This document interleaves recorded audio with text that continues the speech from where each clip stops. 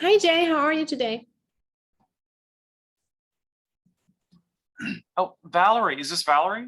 No, this is Kira today. Hi, how are you? How are you doing? I think we just kind of lost touch with each other. Yeah, I'm Oh, I'm, I'm fine. I got so busy I didn't have time to record the other lecture. no, that's all right. Yeah. If you still want to do it, I'm available probably next week would be best or this weekend.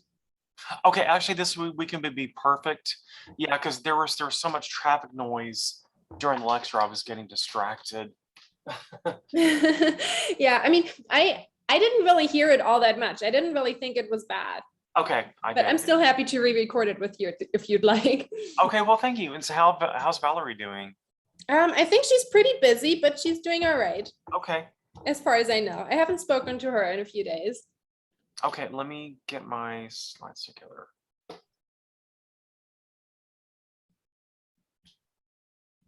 Okay, I'm just gonna turn my phone. How many people do we have signed up yet? Four people in the waiting room. Okay, okay.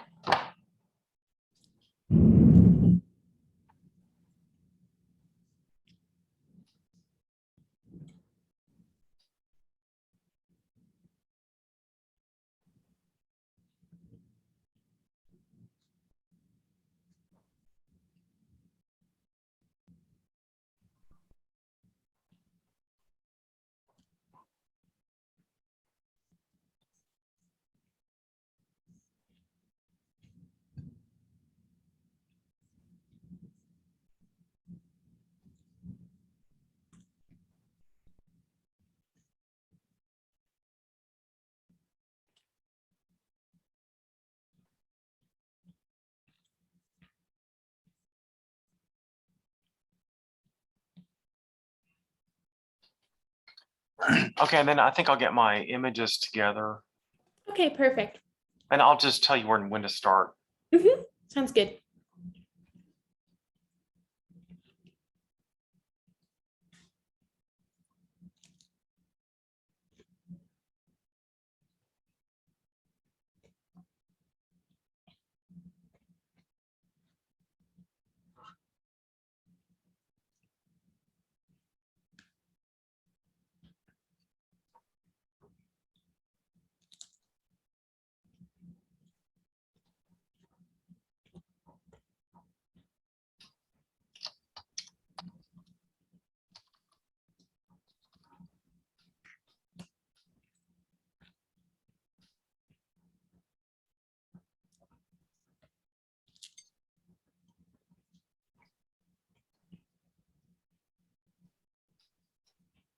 Okay.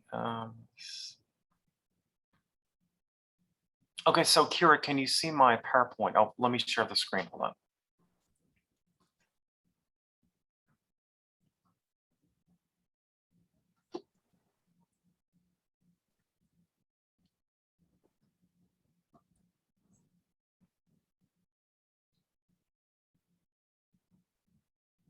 Okay, can you see the first slide? Yes, I can. Okay, so is it the full screen or is it a partial screen? So I see all the coming slides on the left as well. Okay, that's fine. Good. Yeah.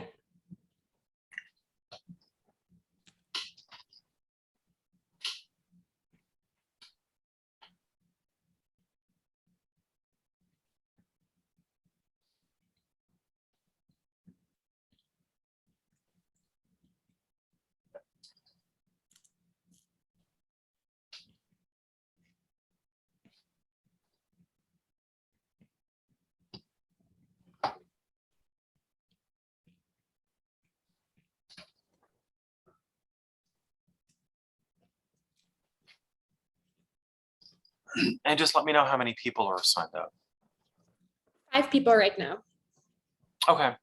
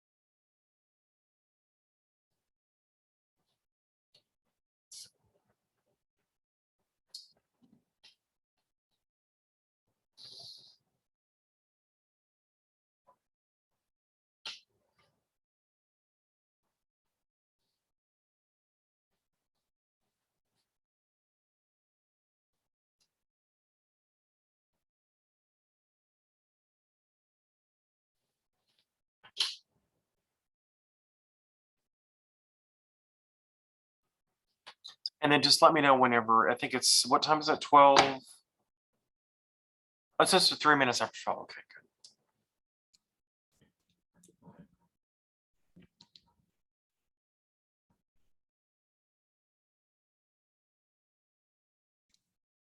Yeah, so right now we have 6 people in the waiting room. Okay, why don't we just give it 2 or 3 more minutes and then we'll get started. Sounds good.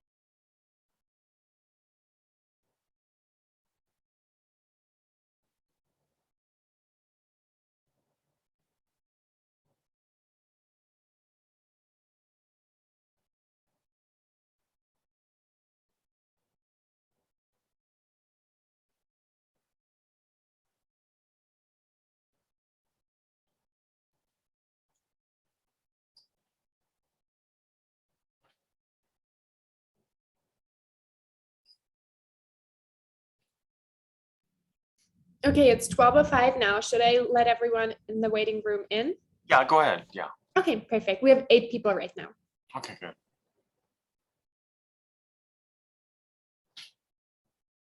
And let me know when it's being recorded.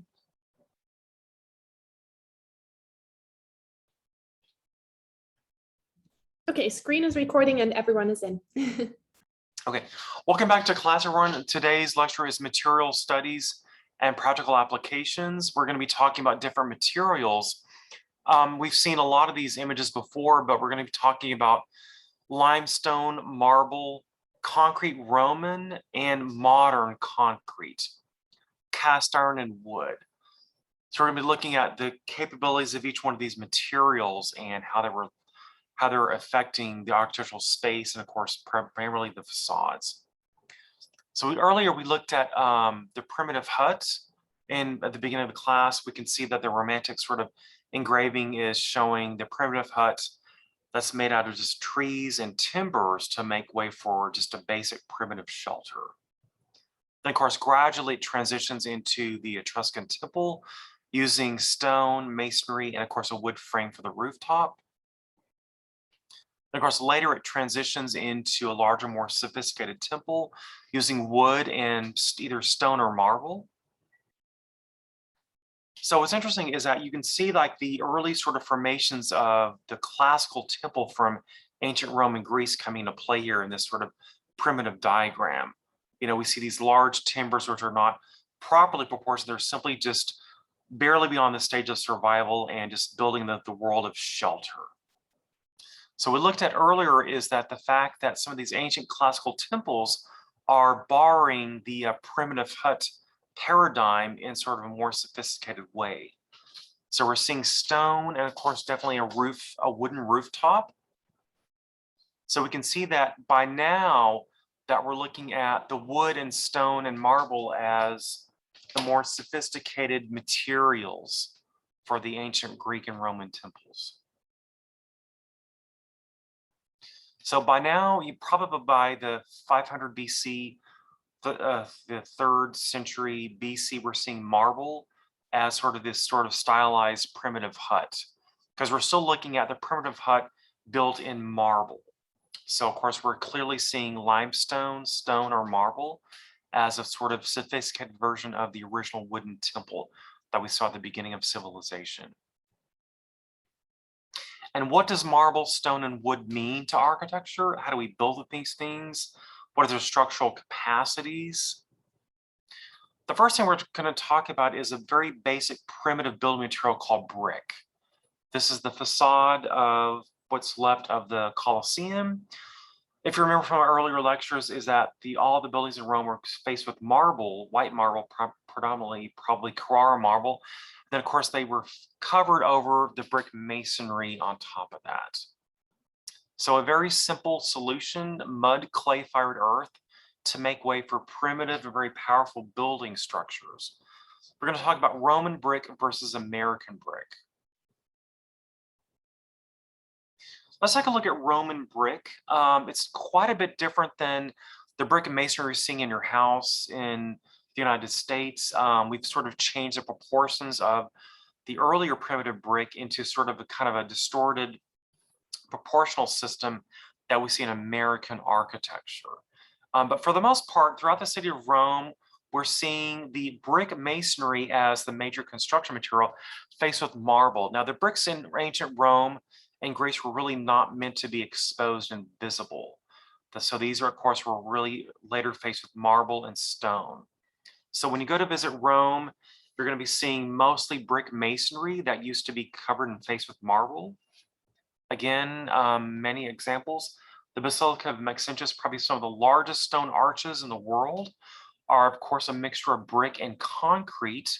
You know, of course, the difference between Greek structure and architecture and Roman architecture and structure is the fact that they did have concrete.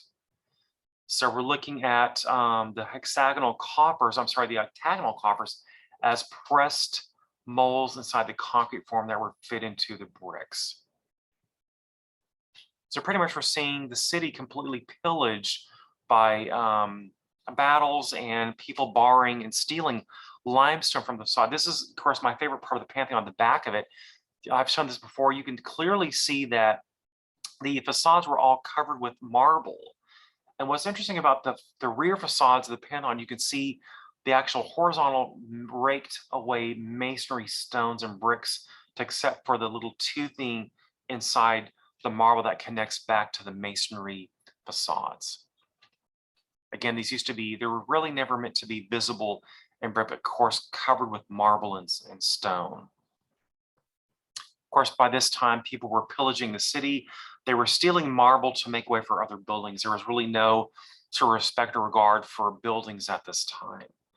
But we look at ancient Roman brick. The bricks are surprisingly very thin and horizontal. They're actually tiles. They're actually flat ceramic, well, not ceramic, but there are fired masonry mud bricks into making these really thin horizontal proportional relationships. So we look at American brick. It's kind of a very bad Xerox of the original brick because American brick has a totally different proportion. This is based on efficiency and cost provision. Is that the fact that, you know, of course, we don't need to stack 100 layers of bricks to make for one wall. We can compress that down to about 50 layers to make for one. Of course, this is simply a brick veneer. This is about a 4 or 5 inch thick wall in front of wooden framework. So this is, you know, an entirely integral wall with masonry and mortar, which we'll look at in just a minute. So we look at Roman brick. It's very different than what we're seeing in America right now. Now, this is just kind of a very bad Xerox of early Roman brick because we're seeing that the traditional house has lost all sense of proportion. The bricks are a very different size. We can't really span with bricks. If you see the openings across the window, the horizontal, what's called the soldier course across the window, is really not structural. So this is definitely not a real version of what brick masonry used to be in ancient Roman civilization. We'll go back to that in just a minute. So really in masonry, arches, and construction, this is a wonderful engraving. Auguste Choisy does these beautiful pencil and ink drawings showing how the original basilicas, ancient Roman baths, ancient buildings used to be constructed with brick masonry and concrete. Now what's interesting is that the brick masonry is technically a formwork. Of course, the concrete is filled in between the cells, and of course, the building is faced with marble. if you get a chance to see his books, he pretty much single-handedly redrew all of these incredible ancient Roman monuments as these line drawings to show the actual structural capacity using the two materials, concrete and brick and masonry construction. There's a few little hints of the marble. You can see the marble entablature with the cornice and the friezing architrave are little parts of fragments left on some of the buildings. Of course, these are beautiful, extraordinary drawings drawn to scale as an axonometric, not perspectival views, because perspectival views are distorted views, not analytical views. Now, again, remember that pretty much the construction method of the materials in ancient Rome is really brick, masonry, and marble. The marble is simply a decorative veneer. Now, remember, Greek architecture and structure, the Greek columns are structural. The Roman architecture and columns are decorative. So we're seeing a heavy masonry brick facade behind this faced with marble. Because, of course, to structurally span arches, they would fill the arches with concrete. And let's take a look at, I've mentioned the Pantheon, Rome, hundreds of times. This is the last time we're going to see this. You know, people think it's this tired house, but it's a very incredible lesson of architectural construction methods and detail and structure. But look at the scaffolding. You know, everyone thinks that Rome is built with stone, marble, and bricks, but of course it was built with wood, because the wood was not a formal, visible language of construction. It was simply a temporary formwork. So of course, the wooden framework is simply a temporary scaffolding. So the entire city of Rome was built with nothing but wooden scaffolding removed. And of course, we see the final result in either stone, concrete, or masonry. But if you look at the scaffolding, this is how you would actually construct a concrete dome, the 1st century AD, probably by Emperor Hadrian. His famous architect was an extraordinary talent, Apollodorus, which of course built the Pantheon and of course the Hadrian's Villa, which you saw earlier in class. I've shown this before, but what we're looking at is a brick masonry structure for the foundation walls, and of course the concrete, the coffers, is built above that. So the concrete is definitely not decorative, it is structural. I've shown this many times, is that the Roman concrete method is, of course, the actual bricks are a permanent formwork. It's really interesting because now in modern concrete, the wooden formwork is temporary, but in Roman architecture, the little thin brick tiles are actually the formwork for the concrete. Of course, the formwork is filled inside the cells of the brick, so it's the ultimate structural capacity you can sort of imagine. So when you look at this, there is concrete behind the brick and masonry. Again, what I was saying is Roman concrete is really based really primarily out of volcanic ash, water, sand, and aggregate. They did not have reinforcing bars because they didn't have steel at the time. Modern concrete, which we'll talk about later in the class, is made of the same sort of mixture, but mixed with steel bars. And of course, what was interesting, the formula for concrete was lost after the fall of the Roman Empire. Later in the 1850s, it was rediscovered with Portland cement, which we'll talk about later. What we're looking at is, look at the precision of the coffers in the ceiling of the Pantheon, that extremely precise for very primitive building tools. And this photograph is showing we're repairing some cracks. Not too much of a serious damage because, you know, for 2,000 years of pillage, structure, history, and wars, is that the Pantheon has really survived itself with very little damage. It's interesting to see the scale of the people, of course, with the recess. Now, again, the recessed coffers are not really that decorative. They are structural because they're relieving the weight of the dome, and they actually add structural ribs in the ceiling for the Pantheon. So these are not completely decorative. But let's take a look at another famous building we looked at in Rome, the Colosseum. Masonry work faced with concrete and stone. Here, of course, is the construction method of the Colosseum. We're seeing a wooden scaffolding, primitive cranes, really masterful, and probably some of these are based off of Leonardo da Vinci's cranes. And ultimately, if you haven't seen this, the entire roof is covered with a canvas temporary layer. When they would have battles or mock naval battles, they would completely cover this to shade from the intense Italian sun. So the whole thing was covered with this extraordinary Carrara marble. Then, of course, the ceiling was covered with the canvas awnings.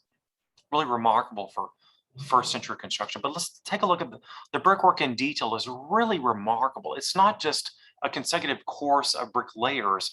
They're actually toothed and they have openings, they have projections and recesses to accept the mortar and of course the marble around the front facade. So what we're looking at is an incredible texture of brick masonry. You know, this is just the most primitive building material you can imagine, mud bricks fired into an oven or kiln. There are little recesses in the mortar joints to accept the little cavities for the marble, stone, and the iron rods that would attach the marble to the facades. But the texture of the cross section is really incredible. Again, this is how they would build the Roman arches. Of course, the aqueducts were some of the first arches we've seen in architectural history. They were not decorative, they were completely structural. So to build a Roman arch, you would have to have an incredible series of wooden formworks to make way for the actual construction of the arch, which of course we have the incredible Roman aqueducts that bring water from the natural springs down to the city of Rome. Now, this is not brick masonry. These are all horizontal, flat cut pieces of stone. But of course, the same construction technique with wooden formwork. And then of course, the formwork is temporary and removed, and we see these incredible series of arches. The same way that this is Notre Dame Cathedral, they are completely rebuilding parts of the roof because of the horrible fire that occurred.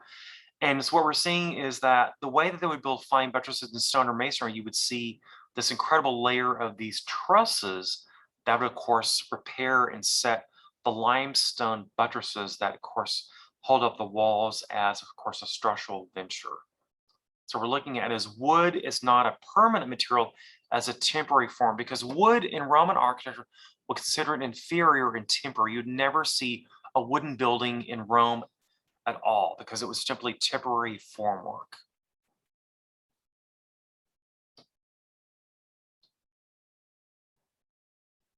I just think that's fascinating that we're still using primitive construction methods to go back and rebuild some of the damage. We can still see this is exactly how they would have built the Notre Dame Cathedral from the beginning. They would use these wooden sort of trusses that were temporary and of course removed after the mortar was set and cured, and then of course they would remove the formwork. You can imagine how many trees were felled to make way for one arch. These are places in architecture where, you know, we're not looking at marble, stone, and veneer strips. You know, these are places where the brick structure is actually exposed. I'm assuming that there's a plaster layer that goes on top of this, but for the most part, there's parts in architecture where the brick masonry is exposed and visible. This is Palladio's Loggia in Vicenza. We can see that the brick columns probably were not supposed to be faced with plaster, but I'm assuming that the whole thing would have been covered with a layer of exterior plaster. We can see that the columns have a beautiful texture of just the brick curved masonry. Now, when you're doing this, is that the curved columns have their own sort of brick mold. And a brick mold is either a rubber, a wooden, or a metal mold that they pour the ceramic mud into, then fire it into a kiln.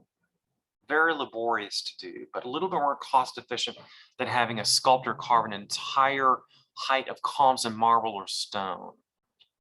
This is such a great detail. This is one of Palladio's corners of, I can't pronounce the name of this loggia, but it's an unfinished building in Venice, but we can see that the columns are probably supposed to be exposed. If they were really faced with plaster, you would see a little reveal under what's called the astragal that transitions from the acanthus lead in the composite order, then of course to the column. I'm not sure if this was actually intended to look like this, but Palladio was so pedantic with the details that these probably were meant to be faced with plaster. But of course, I think it was unfinished and left. It's really intriguing. We can see the construction techniques without covering it with marble or plaster. And what we have here is wonderful Baroque facades by one of my favorite architects, Francesco Borromini, is that we see Santa della Frate as an exposed sort of brick structure. You know, what's interesting is that I think these were originally intended to be covered with plaster. We can see that the tower element is too small to be constructed with brick, so that probably is plaster, and I'm not sure what sort of material is the structure behind that. What's interesting is that I'm not sure if this is supposed to be exposed. I doubt classical architects would ever allow their buildings to be seen unfinished, but it's an interesting dichotomy between, is it supposed to look unfinished or is it deliberately looked unfinished? We can still see the incredible construction layer of the brick masonry. Here's one of his completely finished buildings, St. Iva by Borromini, in, of course, the city of Rome, close to the Pantheon. We can see that, of course, everything is made of brick masonry. It's faced with plaster.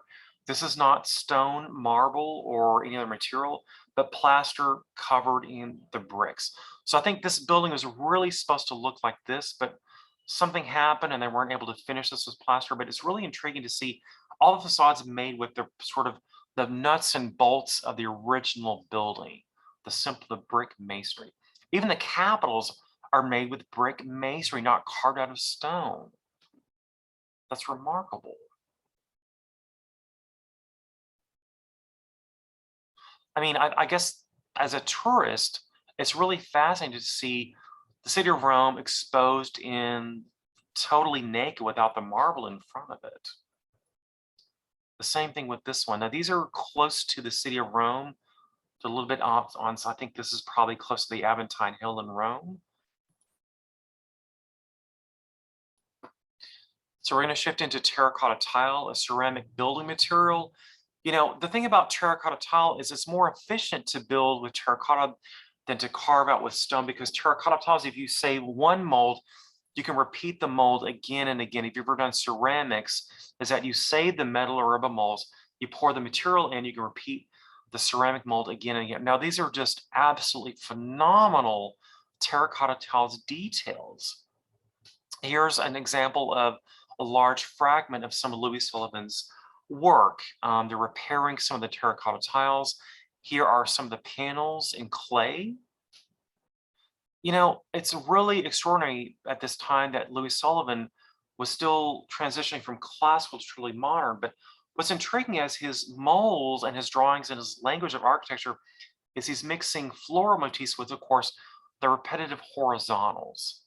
So the repetitive horizontals really make these details ultimately modern. And also the fact that these are clayed, fired into a kiln.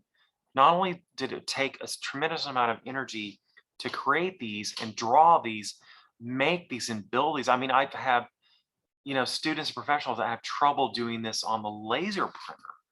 But here are some of Louis Sullivan's extraordinary working drawings. These are just magnificent.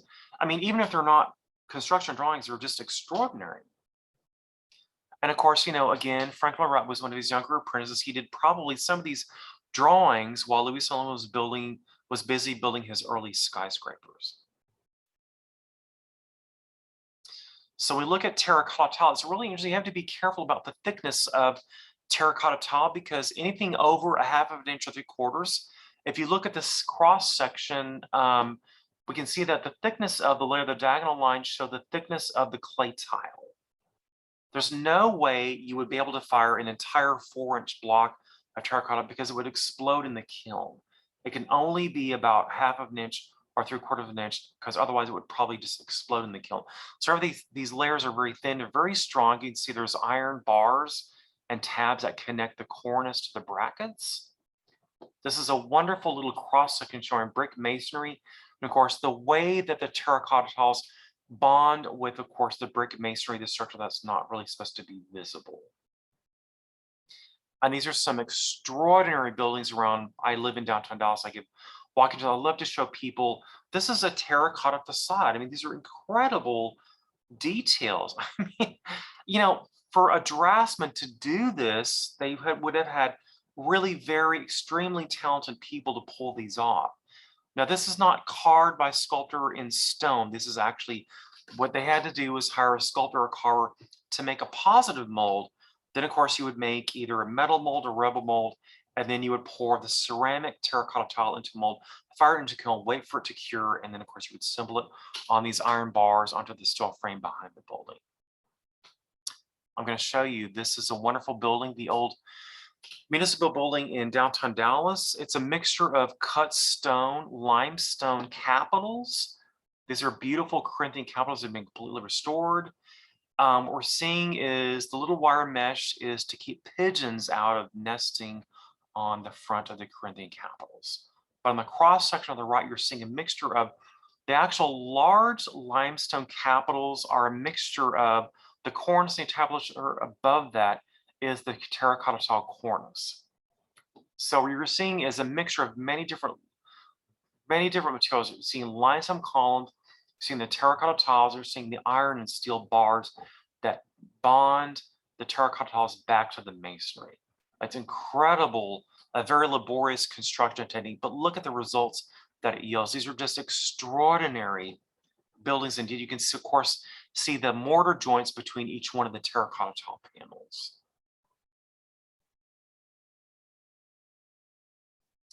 So what we're looking at is limestone. Now, again, in neoclassical architecture, we have steel.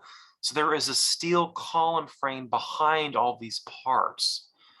But this is architecture in neoclassical in 1921. Pneumatic tools were just becoming into the construction process. So probably these were all carved by chisels in hand. The same thing with the ancient Greeks and Romans. They had chisels. They didn't have power tools. So this is just an incredible feat of sculpture and construction. But keep in mind is that it is more efficient to build with terracotta tiles because you don't need 1,000 sculptors to create one window again and again. If you save each one of the molds, you can repeat the window an infinite number of times. So this is a time saver and of course a cost saver too. So this building was probably 3 times as expensive to build than of course the Adolphus Hotel. This is the Magnolia Hotel in downtown Dallas, which of course is all cut limestone out of solid blocks. Well, look at that incredible ionic capital. You have to take one block of stone and carve and subtract all the mass out of that piece with chisels. But when we get to the Kirby building built 10 years before that, it's a clay tile poured into a mold. It's much easier and more efficient to build with terracotta tiles. That is not carved stone. So it's more efficient to build with terracotta than it is, of course, with cut stone.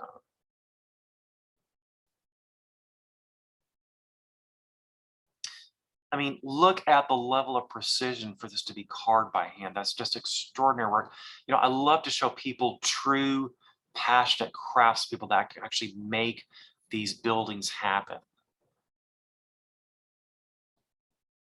So the lecture is subdivided into about 10 or 15 different minutes of sections based on material. We could spend an entire semester or a week on one material, but we're going to shift into marble.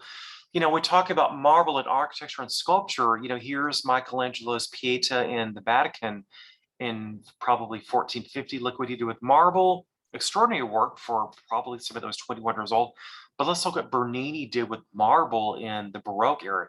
He took Michelangelo's formal language of composition and broke out of the picture plane and gave more life to the marble than Michelangelo did. Of course, Bernini wouldn't exist if Michelangelo didn't happen, but it's extraordinary to see that the capacities of the sculptor can go from a large marble block into these delicate hands that turn into leaves. This is just remarkable level of accuracy, precision, and passion. We can see the difference between the dramatic sensibility of Baroque Bernini architecture and sculpture versus the Renaissance sculpture. And of course, by this time, Michelangelo has burnishing tools to make the marble completely smooth and as soft as the flesh, the same thing that Bernini's doing. So let's take a look at marble, how it's actually fabricated and made. Of course, this is a Carrara marble site in Carrara, Italy. It's really fascinating to think that we just take a hillside, cut blocks out and make these large stone blocks, and then this poetic and incredibly talented soul can make life out of these solid stone blocks. Now, they didn't have power tools or bulldozers or backhoes to do this with. These were very carefully done with chisels and very primitive transit tools.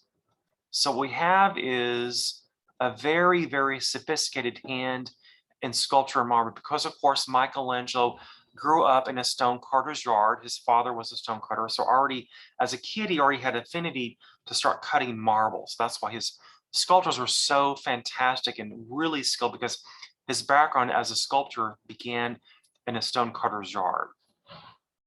So Bernini took a bunch of acid and took the marble blocks, and really animated this sort of static composition from Michelangelo and its incredible sort of Baroque sensibilities in his sculpture of Apollo and Daphne. You go back and look at the ancient temples, probably a pre-Grecian times. I'm saying this is probably 800 BC, Temple of Zeus, Jupiter, Saturn. But we're looking at is a different language of the columns, because some of the columns are cut out with these marble is called drums. These individual sections actually create the height of the columns. Some of them are cut out of individual sections.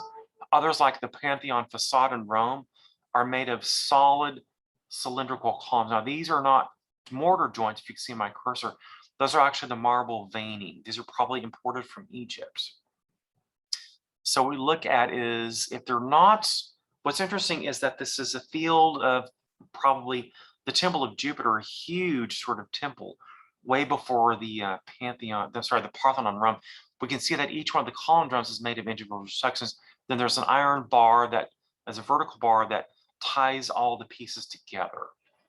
We see the Pantheon facade in Rome, it's not that at all. It's one singular piece of granite or marble carved out of one block. Very difficult to build, very difficult to transport, very difficult to assemble. You can barely see a hint of the joint patterns in these incredibly detailed fluted columns. Now, this is probably all cut limestone. It's interesting that the Greek archaic capitals have a certain patina to them.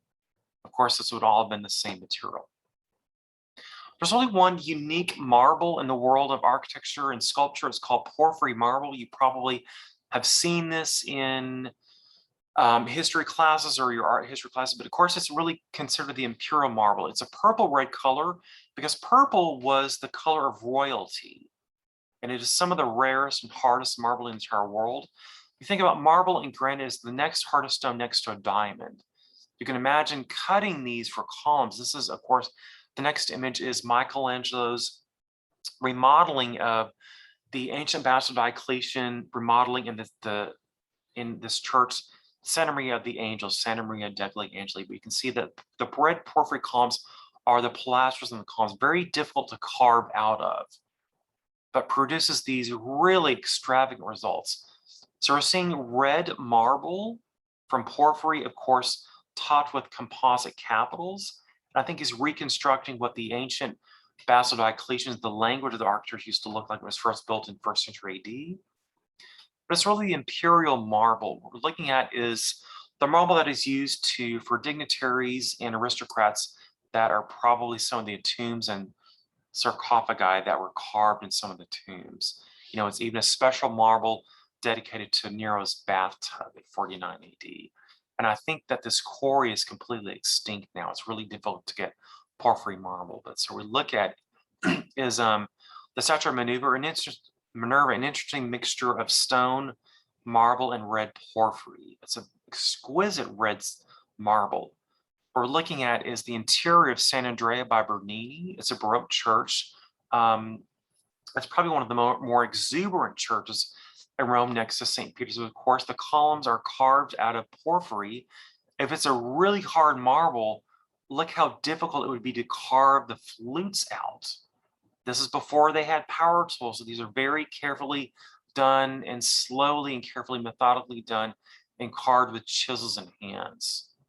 And this is just extraordinary work.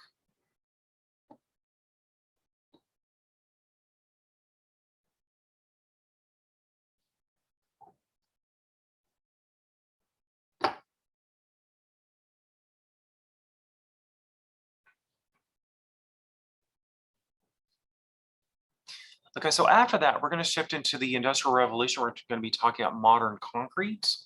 You know, we talked about concrete in ancient Rome. It is made out of, let me go back. Of course, it's made out of volcanic ash, water, sand. It does not have reinforcing bars, but we did not have steel back then. So let me go back to the modern concrete.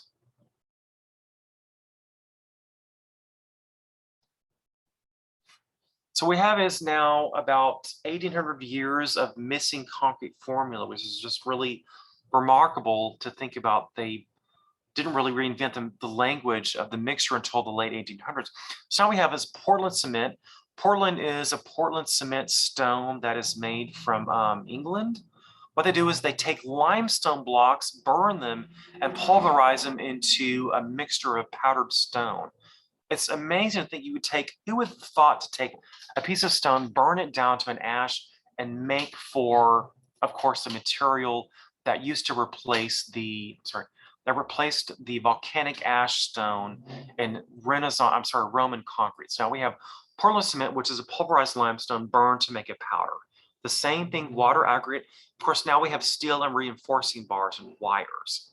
This is definitely different than Roman concrete. So some of the first concrete buildings are surprisingly made in Paris.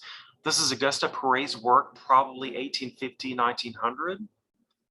This is a reinforced concrete frame. In modern concrete, there's no such thing as concrete. It has to be reinforced concrete because the concrete now in modern architecture has wire mesh or reinforcing bars in it.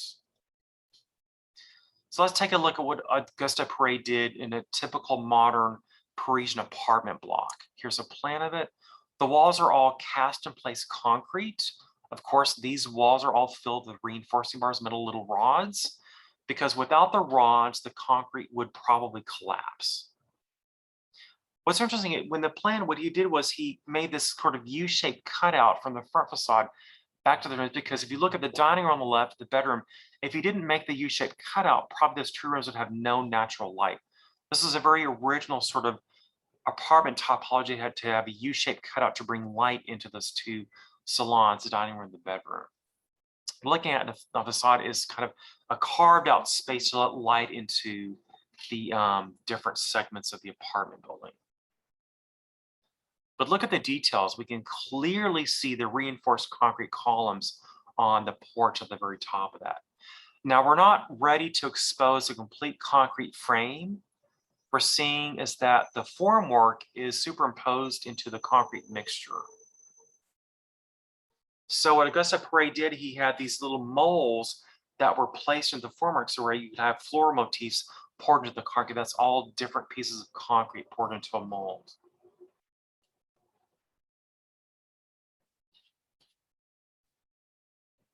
These are some of his other concrete buildings. Now with concrete, now we have what's called plasticity. You can pour the concrete. This is probably the late 1800s, early 1900s. The entire facade is nothing but polished concrete.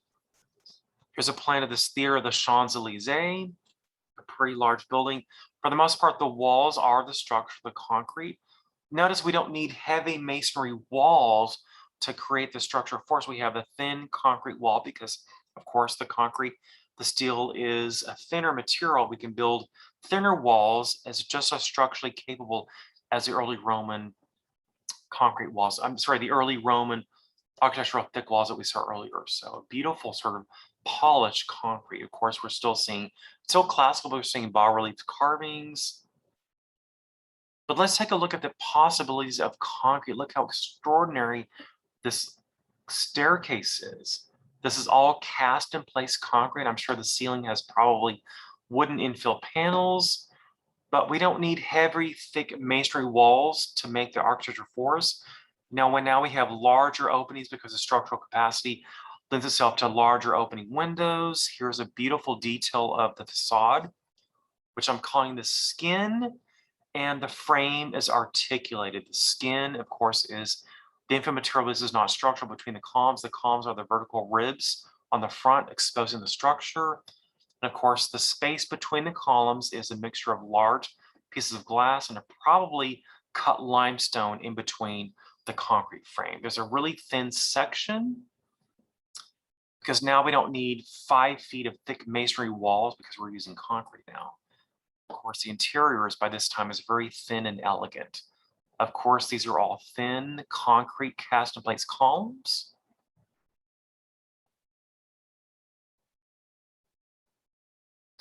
So that's really the precursor to modern architecture in Paris. We're going to be looking at something ultimately modern in London. 1851, I'm sure you've probably seen this, the Great Exhibition in London in 1851. We're using cast iron. Now, this is really this time where steel, cast iron, and concrete came into play. It's interesting that the Industrial Revolution really revolutionized structure and space. Of course, here's an interior view of what this was built for the World's Exposition in London in 1851. The whole thing is nothing but a large greenhouse. This is probably our very first modern building because it's not covered up with the classical orders. It's simply the purest structural form in its purest form. The cast iron column, of course, the trabeated system with iron, of course, nothing but glass and steel, nothing but glass. So there's no panels, there's no concrete, there's no stone carving, there's nothing really decorative about the facade except for the decoration on the actual cast iron columns itself. But look how thin and delicate the entire structural frame is. This is the structure and the facade for the whole building. Here's a wonderful reconstruction of it. You know, this is built as a temporary pavilion. I'm not sure what all the exhibits were, but look how futuristic, look how modern this building is for London in 1851. If you went to the row house, we're still seeing neoclassical brick and stone masonry facades for row houses. This is really revolutionary and ultimately modern for 1851 in London, because look how infinite that structural frame can continue. This is cast iron, not steel. Here's an incredible elevation drawing. The plan is really nothing. It's a simple bar with just these little columns. It's interesting that the plan in architecture at this point is really simple and very bland. The section and of course the experience is more than going on just beyond the plan, the section drawing. Ultimately, what happened was became vacated. The wooden floor in the Crystal Palace caught on fire because it was completely sealed during the summer. You would then think that the heat was that extreme in London, but the wooden floor in, of course, the Crystal Palace caught on fire. And of course, they noticed that the engineers and architects noticed that the cast iron frame melted at a relatively low temperature. So what happened was they were hesitant about building with cast iron after this point because they noticed that they couldn't really withstand fire retardant material because it was melted at a very low temperature. So the ultimate fate of this building is that surprisingly a metal frame burned because of course it melted under the tremendous heat of the wooden floor and probably the dead trees and was left abandoned. Now, cast iron is a molten metal poured into a mold. This isn't steel, this is before we had steel. Now, cast iron is a true metal iron. Now, later we have steel, it's an alloy, but it's casted and extruded, so it's stronger than cast iron. Later we have steel we have larger, thinner members because, of course, steel as extruded has more structural capacity with thinner members than we have with the Crystal Palace and cast iron. So we're not going to look at steel right now. We're going to be looking at the possibilities of cast iron in architecture. This is just an extraordinary architect. And these are just wonderful buildings he did relatively in the 1800s in Paris. 2 libraries by Henry Le Brousse, who is probably a student at the École des Beaux-Arts we talked about last week. The Library of Sainte-Geneviève and the Library Richelieu. But look what Henry Le Brousse does with domes and classical architecture and cast iron. Look how thin and delicate the columns are. We don't need heavy masonry concrete columns to support the weight of the domes above us. And everything in architecture is really very thin, except for the facades. Here's the exterior of the library. We have these really heavy masonry facades. But the interior, I'm sorry, I'm mixing these. This is the interior of this library here. But look how thin and delicate the cast iron frame can be. Now, it's not a truly modern building because it's still decorative, because the cast iron is still decorated with columns and details and decorative elements. But look at the simplicity and the clarity of that space. It's one of the few classical violations we have in architecture, is that there is a center column that has a septum. Normally the center in architecture is celebrated with an opening, but now the columns are the center of the space. So it's very delicate and very carefully articulated. There's a plan library, a very simple, dumb plan. There's nothing special about the plan, but the cross section is really wonderful because you don't really need concrete and heavy masonry to actually support the weight of these curved barrel vaults. Here's the other library. Incredible series of these saucer-shaped domes with skylights. The wonderful little section model. But look how thin all the elements are. It's a very sort of early sort of tensile frame structure that Renzo Piano and Norman Foster was doing later in the 1980s and 90s. This is really revolutionary for the 1800s. That the capabilities of structure and space using thin little cast iron columns are really just remarkable. But look how delicate and beautiful the columns are. We're sort of doing kind of an exaggerated variation of the Ionic volute order because, of course, the columns have these very thin, sort of exaggerated, stylized Ionic volutes. It's a great cross section. We're seeing pretty much a section of, greenhouses with these glass domes in front of it. Here's another detail of the section. I'm not sure what the material of the saucer-shaped domes are. It looks like they're porcelain. They're definitely not concrete. They're probably porcelain panels that are cast and glazed offsite and then assembled later. Here's a wonderful cross-section of just the structure itself. But look at the decoration about how the way that the artists meet the column. These are just extraordinary details of early industrial classical architecture. If it was truly modern architecture, you wouldn't see any decoration at all, but these are just extraordinary. This is all cast iron forged and poured into a mold. And the little round bars that connect the flanges from the open web truss are called the rivets. So the rivets are hand detailed in after the space frame is actually installed.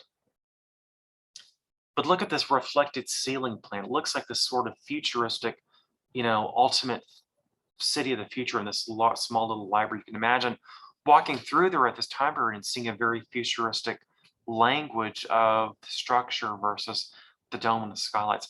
Now, this building was actually an infill project. You can see the red highlighted parts are large sort of neoclassical building in Paris. Of course, Henry Labouste infilled a larger outer corridor to make way for the enclosed library.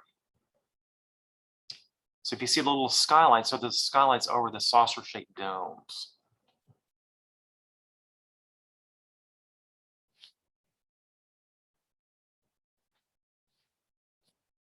Okay, so here's a plan of the entire complex. There's different sections of the buildings. Of course, Henry Labouste Library is the small little square space, of course, with the thin columns and, of course, the curved exedra.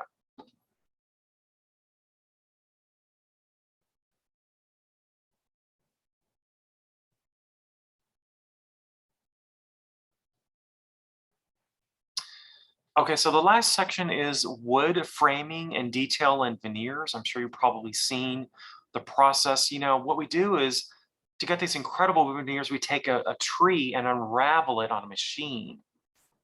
Of course, these are layers of wood veneers.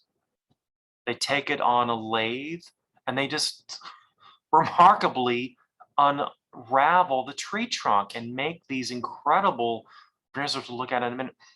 But before that, when we talk about oak or any sort of pine or wood sort of framing or paneling, there's different levels of sections in the way you cut the tree apart.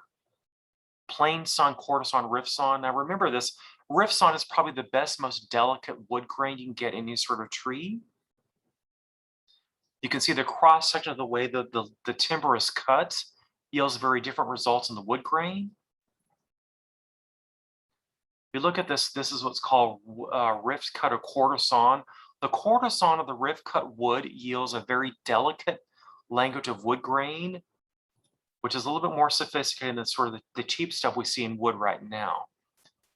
So if you kind of look at this, The one thing to get away from is called plain sawn. It's the very cheapest, more sufficient way to just cut a particular log into the vertical sections.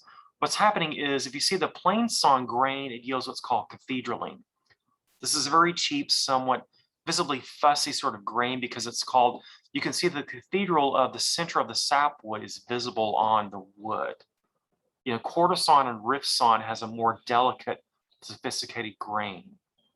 So in pine and oak, and other wood, you would not use plain sawn to use wood floors, or definitely not visible veneers or timbers, because of course the plain sawn is a very busy, sort of cheap and expensive way of cutting the wood. Some people like that, but in classical architecture, quarter sawn and rift sawn is a very delicate way, of course, to celebrate the sort of possibilities of the wood grain we have in the trees.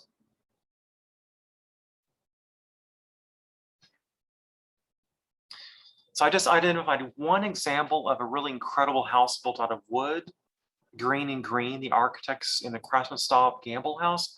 You've probably seen this, but the entire house is nothing but these unbelievable panels and carved out wood columns, structure, fenestration, doors, handrails. The whole thing is like you're walking into a large, extraordinary tree. And I think all the wood here is probably oak, honed and polished. What's interesting is that the Craftsman style yields itself to very large overhanging cantilevers. This is actually probably 1850, really before Funkel Wright came into the architecture scene with his prairie style, before he did these really large cantilevers. What we're looking at is a completely honest language of the wood construction type. This is exactly how the house is built, framed, exposed. You can see the joinery, the way the parts come together. What's interesting is that every little curve is sanded and smooth as a rounded edge. I'm not sure why this is done. It is a very smooth, gentle sort of way of finishing off the wood layers. Now, there's not nails and glue. This is actually how the wood panels and the construction type is constructed together. We can see that the cantilevers or brackets are structural, not decorative. It's really wonderful to see the true construction process on the main facade.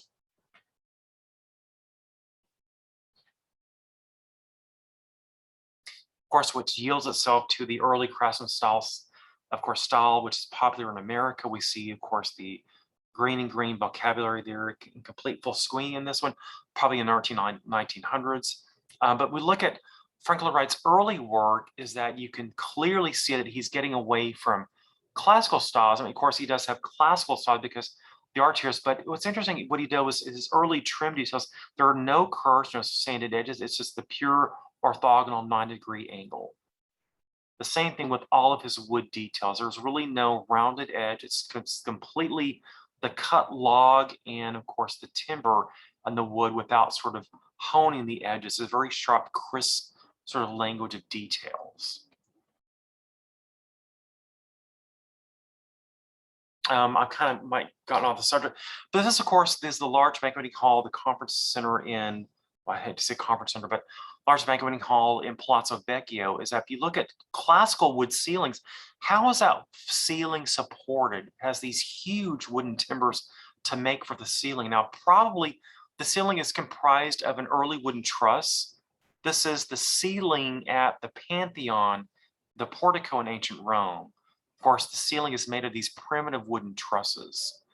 Probably the framing and that ceiling is probably made of wooden truss with this sort of language. But of course, covered up with paintings and of course, dropped ceiling to make way for beams and details. Because you really wouldn't be able to span, this is probably 60 or 80 feet, you wouldn't be able to span a beam that far without making what's called an open web truss. So probably the ceiling, these early medieval or classical spaces are made up of trusses like this with wooden timbers. We've seen early wooden trusses. This is probably one of what's called the bents, the wooden trusses to make way for some of the roofs in the Gothic cathedrals. This is a reconstruction, I think, of Notre Dame Cathedral ceiling.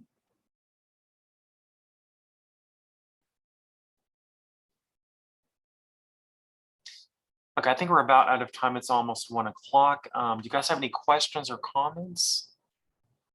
We went over a lot of different materials, the different construction methods. I would like to ask a question. Sure. I was asking, what is the name of that library and how do you spell it? The one that you showed that was in Paris with the really thin columns with the Ionic. Yeah, there's two. Library Saint Genevieve and Library de Richelieu. This is the Library de Richelieu. I'm not pronouncing that right. This is the Library Saint Genevieve. Okay, thank you. Can you put do you mind typing or just show me the slide again so I can write down the Yes, Saint Genevieve. Saint Genevieve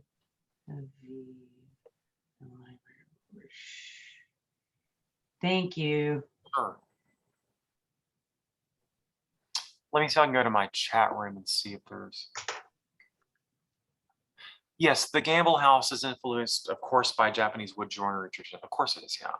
Which, of course, Franco Wright sort of borrowed his early Japanese joinery from that as well, too.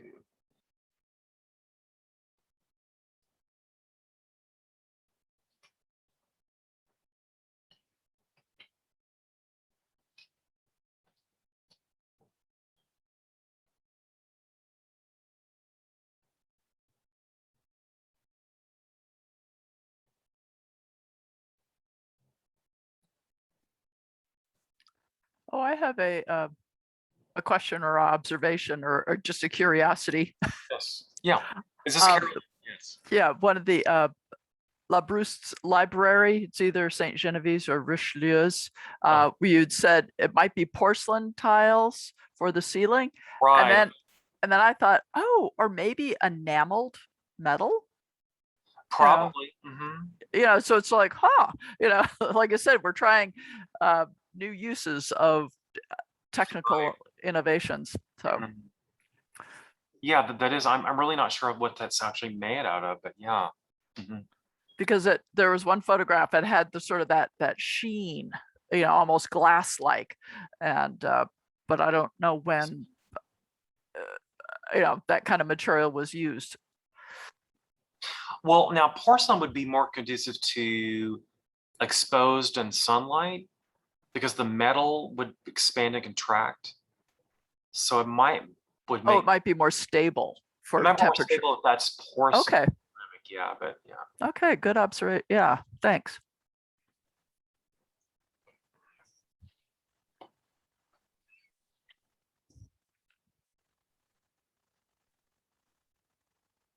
And I think if you go to Paris, I think the models are in the Musée d'Orsay. They have models of the Paris Opera House. Henry Labrouste models. I think these are all in the Musée d'Orsay.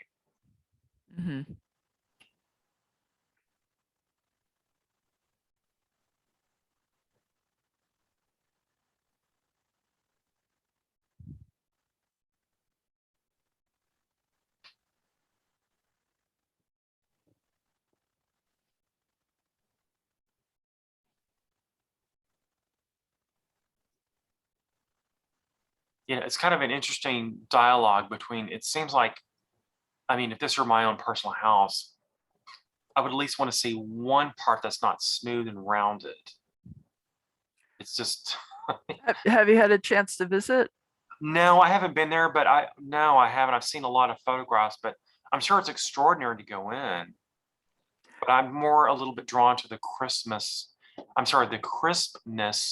and the clarity of just the pure orthogonal corner like this.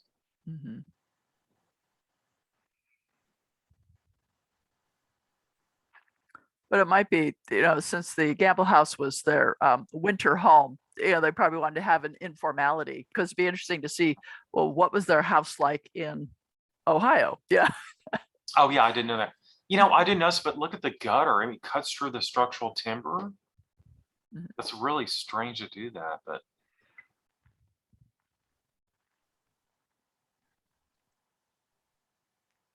Yeah, the last time I visited University of Southern California, architecture students were able to stay there. So there was always somebody living in the household. Oh, wow. Yeah. So it's like, and the upstairs, when you go on the tour, they have the upstairs hallways and things Oh, like that. yeah. Oh, And honey. yeah, it's quite lovely. Well, it's interesting. Somebody mentioned Japanese joinery because, this is the structure of the house. I mean, they didn't use nails and glue. I'm sure in America, they probably did in this house, but true Japanese joinery, you don't need nails and glue. You actually use the sizes and the connections to make the structure for you. Mhm. So Japanese architecture is more truthful than I think we're doing in America. Definitely not anything like we're doing. I just, when I showed this, the Roman brick versus American brick, oh my gosh, I mean, come on. Well, and what I thought was interesting, looking at the proportion of the Roman brick, it reminded me Yes. of that mid-century buildings. Like there was a Right. trend where this sort of showed up because it reminded me of flagstone, or there'd Right. be, these like immediate, like late 1940s, early 50s, where I Right. would, because I recognize this shape. It's really unusual. Yeah, Yeah. because if you look at the Roby House by Frank Lloyd Wright in 1909, a lot of his early houses have horizontal Roman because he loved the horizontal lines. So even the vertical mortar joints were filled, the horizontal ones were raked out. So Oh, so this is let me see. This is let me, if I can Google this, hold on a minute. and it would always be in common bond like this. Oh yeah, well, a Okay. running bond. Let me, if you A can, running you can bond, see yeah, my screen, thanks. hold on. Yeah. I just thought that was really remarkable that a modern architect uses ancient Roman tiles. Let me see that. I want you guys to see this. I was going to include that in the lecture, but we're running out of time. Yeah, let me see if I can find that. Hold on. So you might say the regulating line of Roman brick is different. Well, yeah, let me see if, okay, here's, let me change my screen around for just a minute, Carolyn. Sure, okay. Okay, so can you see the Google page? Oh yeah, yeah. Okay.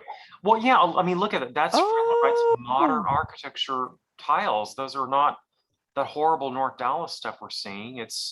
He rakes out the horizontal joints, emphasizes the vertical, and of course, the vertical mortar joints are filled in. Mhm. So you're looking at really true Roman masonry architecture. But it's not So Roman. Oh, go ahead. So they're filled in with they're not just placed really close together. The joints are filled in. Yeah, no, they're filled in. They actually dyed the mortar to make for the bricks. Oh, that was my next question. Oh, okay, wow. Can you imagine how laborious and expensive to build this house now is? Mhm. Oh my gosh, you would have to have a specialized mason to pull this off. Wow. I mean, look at that. Yeah, it's, I mean, this house is more than meets the eye. It's not just a modern cantilever, but the masonry alone speaks volumes of early classical Roman architectural masonry. Yeah, every brick is done like that. That's just, you can see the Roby House. Yeah. Mhm. Mhm. Well, thank you for finding that. That's great. I like to show, early modern architects before they sort of lost their minds and were doing all these funky 45 and 30-degree angles. I like to show the transition periods between the Industrial Revolution and the early modern stuff, because they did some really, I mean, this is Frank Lloyd Wright in 1895. We're still seeing a Romanesque language of the arches on the clerestory windows. Yeah. Mhm.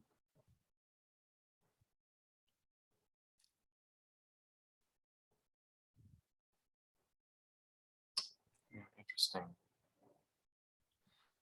Let me check the chat box, see if there's any more questions. I think we're.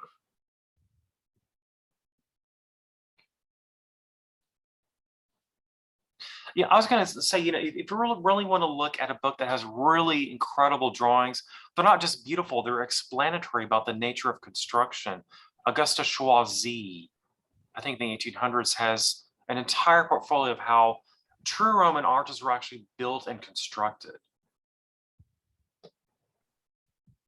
I'd rather see the city of Rome like this versus this. I'd rather see the scaffolding than the actual finished project. And incidentally, I was going to share this week, when Brunelleschi was building the Cathedral of Florence in the 1400s, he actually drilled a hole somehow in the center of one of these coffers to figure out the structural integrity. He drilled a hole to figure out how the structure actually worked before he built the dome. So probably in the 20s, they're going back and filling in Brunelleschi's hole that he.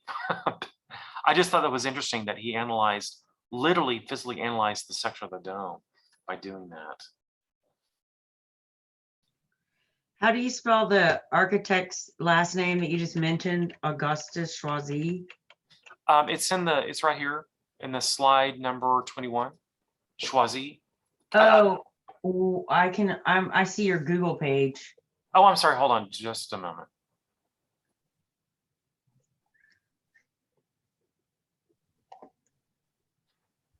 Can you see it now?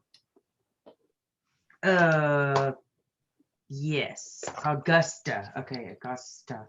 I think it's I-O, Augusto Choisy. Oh, okay, yeah, I was trying to spell it all wrong.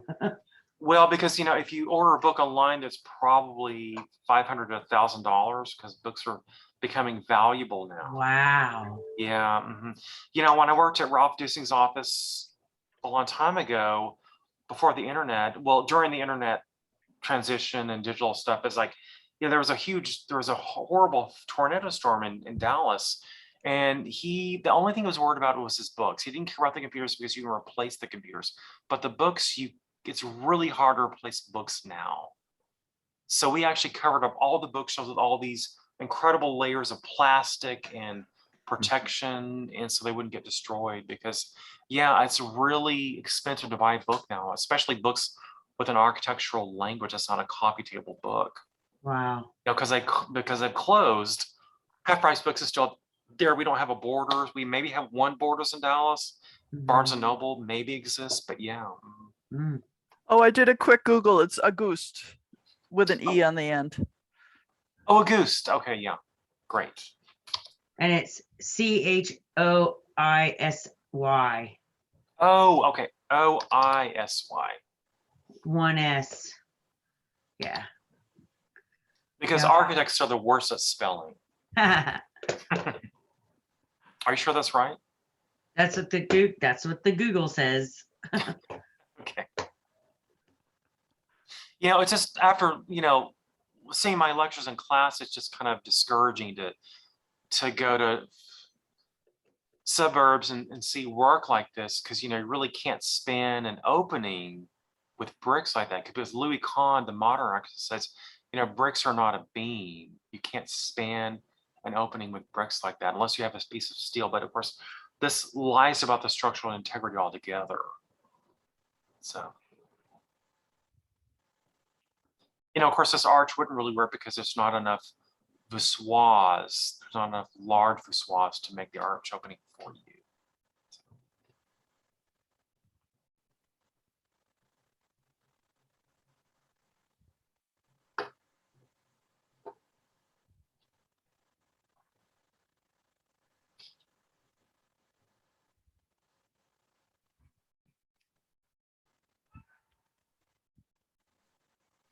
Okay, any other questions or?